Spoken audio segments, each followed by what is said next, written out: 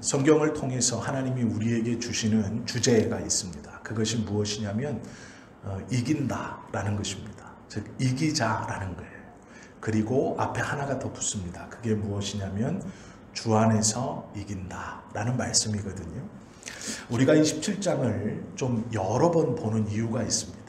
17장을 한 번에 넘기지 않고 계속해서 보는 이유는요. 이 17장을 정확하게 이해하고 이 17장을 통해서 하나님이 우리에게 주시는 이 성경을 통해 성경 전체를 통해 우리에게 주시는 이 교훈들을 다 깨달으면 18장에서부터 나오는 바벨론의 패망과 그리고 그 뒤에 그것을 본격적으로 이야기해 주시는 이 하나님 나라에 대해서 우리가 잘 이해할 수 있기 때문에 이 요한계시록 17장을 정확하게 보고 정확하게 이해하는 것은 매우 중요합니다. 그래서 17장을 저희가 긴 주제와 다양한 주제를 가지고 계속 보고 있습니다. 오늘은 요한계시록 51번째 함께 나누는 시간입니다. 계시록의 전체 주제는 이긴 자가 되는 것. 그러나 중요한 것은 주님 안에서 이긴 자가 되는 것입니다. 분명히 어린 양으로 더불어 싸우고 만왕의 왕으로 더불어 싸워 예수님은 이기신다라고 선언합니다. 또 예수님만이 이기는 것이 아니라 그와 함께한 자들도 이긴다. 이렇게 성경은 말씀하고 있습니다. 이기는 삶, 그럼 무엇에 대해서 이기는 것인가? 어떠한 것에 대해서 이기는 것인가? 그것을 좀 우리가 정확하게 알아야 할 것 같습니다. 하나님께서 우리를 부르셨을 때 큰 하나의 권위, 은혜를 주셨습니다. 그것을 세상의 표현으로 하면 섭정이라고 표현할 수 있습니다.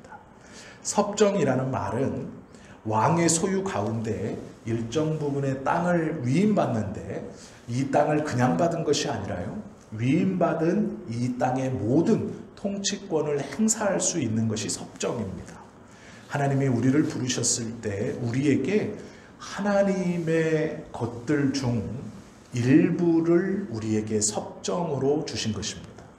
그것이 우리의 삶일 수도 있고 그것이 하나님께서 우리에게 주신 무엇일 수도 있습니다. 이 섭정은 중요한 게 있습니다. 다스리는 자이면서 다스림을 받는 자입니다. 섭정에게 중요한 건 다스리는 것도 중요하지만 다스림을 받는 것이 중요합니다. 왜 이러냐면요. 왕이 자신의 통치권을 가지고 자신의 세계 안에서 섭정을 세우고 그에게 일정 부분의 영토를 주어 그 영토 안에 일어나는 모든 것들을 자치권으로 해서 권한으로 주지만 이 섭정은 꼭 하나 잊어버리면 안 되는 것이 내가 나를 이 섭정으로 앉혀놓은 왕의 다스림을 받는다라는 것입니다. 섭정의 권위에 취하면 그 왕에 대해서 반란을 일으키려고 합니다. 이 상황이 무엇이냐면 내가 이 땅에서 누리는 것이 너무 좋기 때문에 나를 섭정으로 그곳에 보내시고 위임하여 그 권력을 준 자에 대해서 반역하고 반란을 일으켜 자기가 위에 아무도 다스림을 받지 않고 자기가 누리는 것에 취해서 내 마음대로 해보고 싶은 것이죠. 섭정은 위임받은 땅에서 자기 마음대로 할 수 있습니다. 그 권한을 받은 것이 섭정입니다. 그 권한을 준 것이 왕이죠. 꼭 잊지 말아야 할 것은 이 섭정의 첫째 조건은 잘 다스리는 것도 중요하지만 잘 다스림을 받아야 됩니다. 우리가 잘 다스림을 받지 못할 때 내가 누리는 것을 내 것으로 알고 이것을 주신 분을 잃어버리고 반역을 꾀하는 것이죠. 이 섭정의 삶으로 우리를 부르셨습니다. 그리하여 우리에게 통치권을 주셨죠. 삶의 자리에서 우리의 삶을 마음대로 살 수 있도록 우리에게 많은 것들을 허락하셨죠. 그러나 꼭 한 가지 지켜야 될 것이 있습니다. 그것이 무엇입니까? 다스림을 받는 것입니다. 하나님께서 우리에게 주셨으니 그 하나님의 다스림을 받는 것이 먼저이고 그 받은 섭정의 권한으로 우리의 삶을 우리가 열심히 살아가는 것이 두 번째입니다. 예수님이 왕이면 우리도 섭정으로 왕권을 받은 것입니다. 예수님이 더 높은 분이면 우리도 그와 함께 더 높은 권위를 받는 것이죠. 오늘 본문에서는요, 이 두 가지 사항을 주세요. 세상의 섭정과는 다르게, 세상의 사람들과는 다르게 우리에게는 두 가지가 있다 말씀하세요. 그것이 무엇이냐면 예수님은 어린 양과 만왕의 왕이라는 걸로 보여주시듯 우리에게도 두 가지가 있습니다. 바벨론 음녀가 짐승을 타고 이 세상 가운데서 많은 유혹과 또 강력한 권세를 휘두릅니다. 그리고 그 주변에 그 권세와 휘두름으로 먹고 살고 평안해지려고 하는 수많은 사람들이 모여듭니다. 그 세상 가운데 지금 우리도 함께 살아가고 있는 것이죠. 이곳에서 우리에게는 섭정으로 두 가지 직무가 주어집니다. 하나는 제사장이고 또 하나는 왕으로서의 직무입니다. 왕과 제사장의 직무를 가지고 그 큰 바벨론의 세상에서 이 섭정으로서 왕과 제사장의 권한으로 그들과 맞서며 또한 그들의 동일한 시간에 함께 살아가고 있는 것이 우리 신앙인들의 모습입니다. 오늘은 이것을 창조와 타락, 구속, 완성이라는 네 가지 주제로 좀 함께 살펴보려고 합니다. 하나님은 창조하시고 우리를 섭정으로 부르셨습니다. 창조하신 그것을 잘 운영하라고 우리에게 놀라운 권한을 주셨죠. 에덴 동산이라는 것은 하나님의 원형인 성전입니다. 그곳에서 하나님의 말씀을 지키고 하나님께서 주신 것들을 잘 다스리고 또한 그곳에서 하는 가장 중요한 것은 하나님과 동행하며 그 다스리는 동산을 거니는 일이었습니다. 이것이 성전의 원형입니다. 하나님의 교회는 하나님께서 우리에게 주신 것이 무엇인지를 날마다 상기시켜 주는 것이고 그리고 그 하나님과 감사하며 그 하나님과 동행하는 것이 주님의 교회이어야 한다라는 것이죠. 아담에게 주어진 사명은 창세기 2장 15절의 말씀처럼 그 땅을 개간하고 잘 보존하는 것이었습니다. 아담은 에덴 동산 밖, 즉 상징적으로 하나님의 은혜 아래 하나님의 도우심 아래 있는 이것을 잘 경작하고 이것을 잘 에덴 동산 같이 지키고 이것을 잘해서 에덴 동산 밖에 있는 것도 에덴 동산처럼 잘 경작해야 하는 책임이 있었던 사람입니다. 그러나 아담은 그것을 잘 하지 못했죠. 이 아담의 역할을 하나님은 이스라엘 백성들 중에 일부를 뽑아 제사장이라는 직분으로 맡기셨습니다. 그들은 조금 더 구체적으로 하나님이 정해주신 법 안에서 하나님의 성전에 나아가 하나님을 기쁘시게 하고 백성들에게 이 모든 것을 허락해 주신 분은 하나님이다 라는 선언과 함께 또 이 모든 백성들을 대신해서 하나님을 높이고 하나님과 교제하고 하나님과 동행하는 삶을 살아야 하는 사람들이었습니다. 시간이 조금 더 흘러 이 제사장들은 아론의 후손으로 확대되었고 그들은 원근각처에 흩어져서 하나님의 말씀을 가르치고 이 모든 땅이 하나님이 주신 땅이며 우리가 이 땅에서 살려면 하나님의 말씀을 잘 가르치고 그분만을 잘 섬겨야 한다고 하는 것이 그들의 사명이었습니다. 그리고 조금 더 시간이 지나 그들의 사명은 그들에게만 한정된 것이 아니라 우리 모두의 사명이 된 것이죠. 아담에게 주셨던 그 사명이 제사장으로 아론의 후손들에게로 또 이제는 우리들에게로 그 사명이 온 것이죠. 우리는 제사장으로 이 모든 것을 허락해 주신 분이 하나님이시라는 것을 우리의 삶으로 증거하며 살아가야 합니다. 내가 붙들고 있는 이것이 내 것이 아니고 하나님의 것입니다. 내가 누리는 것, 우리 모두가 함께하는 이것이 하나님이 주신 것입니다. 또 나는 그렇게 선언함과 동시에 그것을 허락해 주신 하나님과 감사하며 그 교제를 누리고 그 하나님과 동행해야 하는 것이죠. 이것이 우리에게 맡겨주시고 우리에게 허락해 주신 놀라운 은혜입니다. 그리고 또한 책무입니다. 그러나 타락으로 말미암아 이 두 가지를 빼앗겨 버렸습니다. 응당 모든 것이 하나님의 것입니다라고 가르쳐야 되는 것과 함께 내가 하나님과 교제하는 이것을 타락으로 말미암아 빼앗겨 버렸습니다. 그래서 누구가 누구 것인지 무엇이 어떠한 것인지를 구별하지 못하고 이것이 살아있는 것인지 죽어있는 것인지 유익인지 손해인지를 알지 못하고 내 손에 많은 것들을 쥐고 그것이 흘러넘치면 나는 가졌다라고 하는 것입니다. 그것이 나의 손을 더럽히든지 병균을 옮게 하든지 그것을 구별치 못하고 무조건 내 손에 많이 쥐고 있으면 그것이 가졌다, 이것이 만족이다 라고 말하는 상태가 되었다라는 것이죠. 또한 에덴 동산에서 쫓겨난 것처럼 그 원형인 성전에서 쫓겨난 것처럼 우리도 예배 드릴 수 없는 자가 되었습니다. 누가 무엇을 주셨는지, 내가 무엇을 받았었는지, 나에게 어떠한 것이 있었는지를 다 잊어버리고 그저 내 손에 아무거나 쥐어들고 움켜쥐면 그것이 내 것인 줄 알고 그것이 냄새나는 것이든 썩어 있는 것이든 구별할 수 없이 그것을 쥐는 것이 성공이고 그것을 쥐는 것이 어떠한 것처럼 만족감을 갖는 것이라고 생각하며 살아가는 상태가 되었죠. 타락으로 말미암아 또한 하나님과의 교제는 사라지고 동행은 사라지고 혼자서 예배할 수 없는 자, 아무런 중심과 기둥이 없는 자처럼 방황하며 이리저리 왔다 갔다 쓸려가는 존재가 되었다라는 것이죠.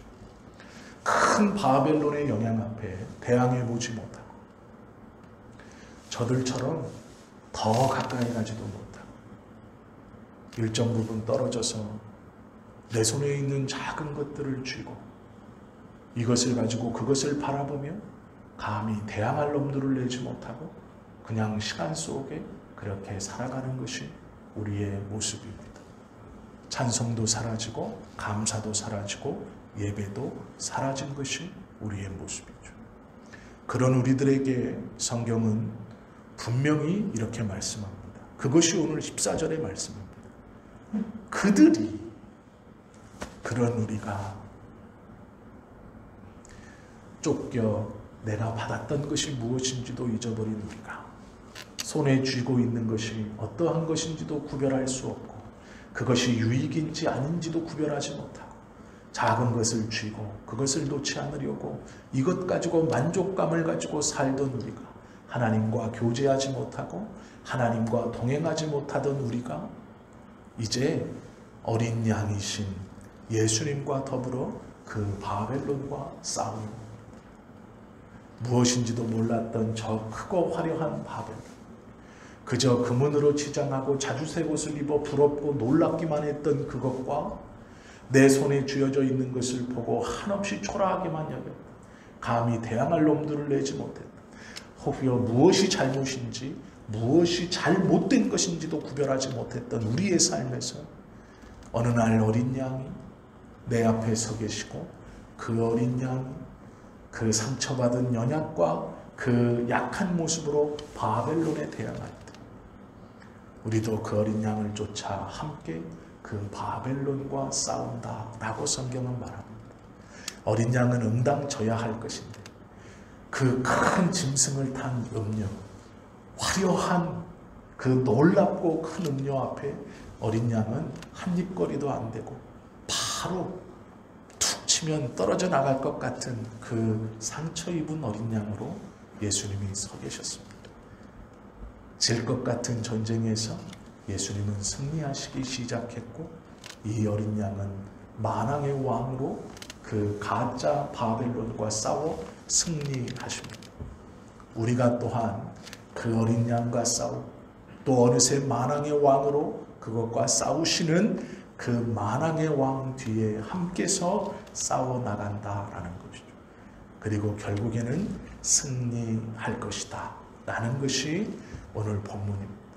그리하여 우리에게 다시 돌려주시는 것이 제사장의 권한과 왕권의 권한입니다. 이 모든 것이 하나님의 것입니다. 하나님이 우리에게 주셨습니다. 그것을 부지런히 증거하고 가르쳐야 하고 또 하나는 하나님과 동행하며 살아야 한다라는 것이죠. 완성하시는 것은 이제 이 삶의 끝에 우리로 이 제사장과 이 왕권을 잘 지키고 누리다가 하나님의 시간에 그 나라 앞에 섰을 때 온전히 완성해 주시는 것이죠. 예수님께서 보좌 우편에 앉으셨을 때 성경은 우리로 그 보좌 우편에 함께 앉을 것이다 라고 말합니다. 예수님께서 모든 것을 다스리시니 너희들에게도 다시 고을을 다스릴 수 있는 권세를 주실 것이다 라는 것이죠. 하나님께 놀라운 찬송을 드리면 이 제사장의 권한을 너희가 다시 가질 것이다 라는 것입니다. 하나님과 동행하고 주님이 주시는 그 놀라운 것을 다시 회복하고 누릴 것이다 라는 것이죠. 이 섭정의 삶을 온전히 살기 위해서는 성숙해야 됩니다. 성숙하지 못하면 이 섭정의 삶을 살 수 없죠. 목사가 많아지면 세상이 좋아질까요? 아니에요. 선교사가 많아지면 세상이 좋아질까요? 아니에요. 목사, 선교사, 장로, 권사가 많아지면 세상이 좋아지는 게 아닙니다. 목사처럼 사는 사람들이 많아집니다. 선교사처럼 사는 사람들이 많아집니다. 장로처럼 살아가는 사람들이 많아집니다. 권사처럼 살아가는 사람들이 많아질 때 세상은 좋아지는 것이죠. 목사가 많아서 세상이 좋아지는 게 아니에요. 목사처럼 살아가야 세상이 좋아지는 것이죠. 선지자처럼, 장로처럼, 권사처럼, 신앙인처럼 살아가는 사람이 많아져야, 즉 온전한 하나님의 백성들이 많아져야 세상이 좋아지는 거죠. 제사장의 직분을 귀히 여기고 이 모든 것이 하나님의 것입니다 라는 이 섭정의 지위를 성숙함으로 잘 감당하는 사람들이 있을 때 세상은 좋아지는 것입니다. 섭정에게 중요한 것은 왕을 따르는 것입니다. 좋은 섭정은 좋으신 왕의 정책을 잘 활용하고 그것을 잘 따르는 사람입니다. 다스리기에 앞서 다스림을 먼저 받아야 하는 이유는 그 왕의 조음을 자신의 통치받은 이곳에 온전히 적용해야 하기 때문이죠. 그분의 통치와 지배를 먼저 받아야 하기 때문에 우리의 작은 생각이나 작은 행동도 하나님 앞에서 그분이 어떻게 여기실까를 고민해야 됩니다. 당회를 할 때 목사님들이 장로님들에게 하시는 말씀이 있어요. 그게 무엇이냐면 우리가 성령님 앞에 부끄럽지 않은 말을 하는 당회가 됩시다 이렇게 말하는 거예요. 교회가 조금 커져서 장로님들이 조금 많아지시면요, 목사님들이 꼭 그런 말을 하세요. 우리가 나누는 말들이, 당회에서 오가는 말들이 성령님 앞에 부끄럽지 않은 말이 되도록 합시다 이렇게 말씀하세요. 그렇게 말하는 이유는 뭘까요? 장로처럼 생각하고 목사처럼 생각하고 말하는, 그러지 못할 때가 있다라는 것이죠. 그러기에 성령님 앞에 부끄럽지 않은 말을 합시다 라고 이야기하고 권면하시는 것이죠. 우리도 일상 대화도 이 섭정처럼 해야 되는 거예요. 하나님 앞에 먼저 다스림을 받고 이야기하는 것이죠. 제사장과 왕으로서의 부르심 앞에 전심으로 달려갈 때 이 바벨론을 이길 수 있습니다. 예수님만 앞세우면, 이름만 앞세우면 그냥 이기는 게 아니에요. 삶의 전 영역에서 하나님의 뜻 안에서 우리가 복음으로, 믿음으로 살 수 있고 그 은혜를 내보낼 수 있는 이유는 전심으로 따르지 않으면 안 돼요. 여호수아가 가나안 땅에 들어가서 하는 전쟁을 보면 그 여호수아 7장부터 이루어지는 이 말 속에 계속해서 반복되어지다가 반복되어지지 않는 말이 있어요. 전쟁에서 승리할 때는 특징 있는 한 단어가 반복되어집니다. 그래서 여호수아서를 읽을 때 여호수아서 1장부터건 3장부터건 7장부터건 이 중요한 전쟁의 고비마다 어떤 문장이 그 전쟁 앞에, 이야기 앞에 들어가면 승리해요. 그런데 그 문장이 없으면 패배해요. 이건 법칙인데 무엇이냐면 일찍 일어나, 새벽에 일어나, 하루 종일 일어나, 이런 뜻이에요. 이런 단어들이에요. 여호수아 3장 1절에 보면 이런 말씀이 있어요. 또 여호수아가 아침에 일찍이 일어났어. 이런 말이 있거든요. 그와 모든 이스라엘 자손들과 더불어 시딤에서 떠나 요단에 이르러 건너가기 전에 거기서 유숙하더라. 여호수아서 이 3장 뒤에 여리고 전투가 벌어집니다. 그런데 그 앞에 어떤 단어가 있냐면 여호수아가 아침에 일찍이 일어나. 이것은 해 뜨기 전부터 벌써 딱 준비를 마치고 해가 떠 길이 보이기 시작할 때 준비한 게 아니라 바로 행군을 떠났다는 거예요. 일찍이 일어나. 여리고 전투 앞에 이 일찍이 일어나 라는 단어가 있습니다.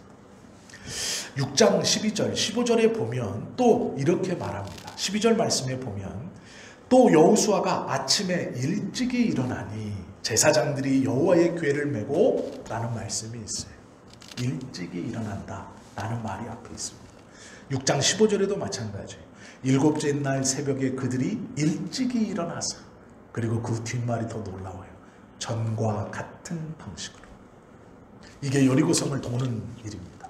그런데 어떻게 했냐면 일찍이 일어나서 해가 뜨기 전부터 준비를 일찍이 일어나 준비를 다 마치고 해가 뜬 직후에 한 걸음을 내딛는 거예요. 해가 떴을 때 준비하는 게 아니라 해가 뜬 직후에 벌써 준비를 끝내놓고 나가는 거예요. 그리고 전쟁입니다. 여리고 전쟁이에요.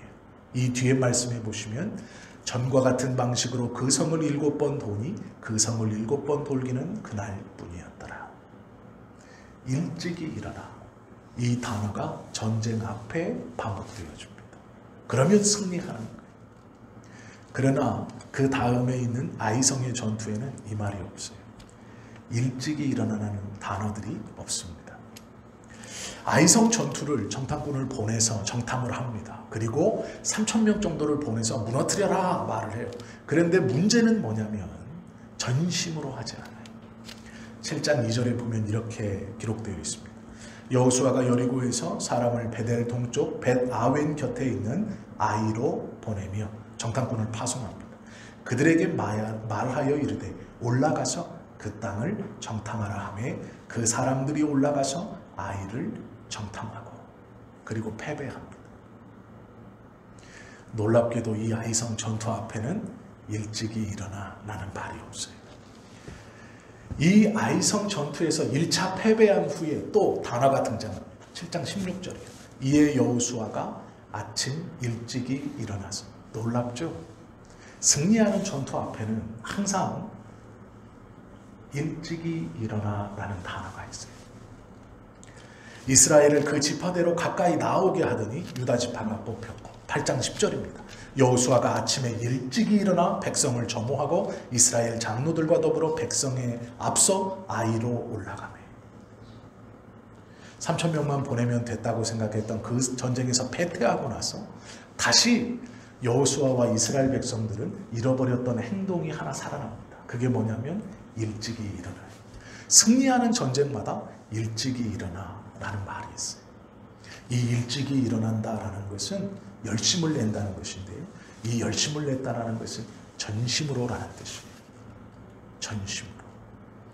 하나님께서 우리에게 주신 이 은혜, 또 우리에게 주신 이 왕의 권위를 누리며 살아가는 삶에는 이 전심으로라는 단어가 앞에 꼭 있어야 돼요. 하나님의 전쟁은 주님의 이름만을 붙인다고 이기는 게 아니에요. 전심으로 따르는 모습이 있어야 돼요. 일찍이 일어나. 이게 법칙입니다. 여호수아뿐 아니라 이스라엘 백성들도 여호수아를 따라 다 같이 일찍이 일어날 때 하나님이 맡겨주신 전쟁에서 승리할 수 있다라는 것을 우리가 보고 있죠. 기브온이 멀리서 우리는 이 가나안 족속이 아닙니다 라고 옵니다. 그런데 놀랍게도 이때도 없는 단어가 있어요. 일찍이 일어나는 단어가 없고 여호와께 물었더라 라는 말이 없어요. 반대로 성경은 묻지 않았더라 라고 기록하고 있습니다. 여호수아 9장 14절이에요. 무리가 그들의 양식을 취하고는 어떻게 할지를 여호와께 묻지 아니하고. 일찍이 일어났다는 말은요, 하나님의 말씀대로라는 뜻이에요. 일찍이 일어났다는 말은 전심으로라는 뜻이에요.